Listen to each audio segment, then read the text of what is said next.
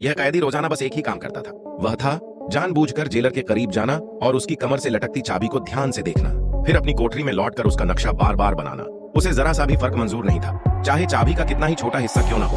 वह उसे दर्जनों बार बनाता ताकि उसकी शक्ल हूबहू याद हो जाए। लेकिन यह सब करने के बाद भी काम खत्म नहीं होता था। जैसे ही गार्ड चेकिंग करके निकलता, वह एक माचिस की तीली जलाता और ताले के छेद को बारीकी से देखता। फिर एक सफेद कागज लेकर धीरे धीरे उसे छेद पर दबाता और हाथ से बार बार रगड़ता। ऐसा करने से उसे ताले के बाहर का नक्शा मिल जाता। मगर असली सवाल यह था कि ताले का अंदरूनी हिस्सा कैसा है। इसका उपाय भी उसने निकाल लिया। वह कागज को रोल की तरह मोड़कर अंदर डाल देता और फिर लकड़ी की सींक से उसे घुमाता। इस तरह ताले के अंदर की बनावट भी उस पर छप जाती। फिर वह उस नक्शे का चाबी की आकृति से मिलान करता। नक्शा तो बन गया था, पर असली चुनौती थी चाबी को हकीकत में बनाना। धातु की चाबी बनाना तो असंभव था, इसलिए उसकी नजर लकड़ी पर पड़ी। जेल में लकड़ी बहुत मिलती थी। जब उसने साथियों से यह बात कही तो सब हंस पड़े। कहने लगे, लकड़ी की चाबी ताले में डालते ही टूट जाएगी।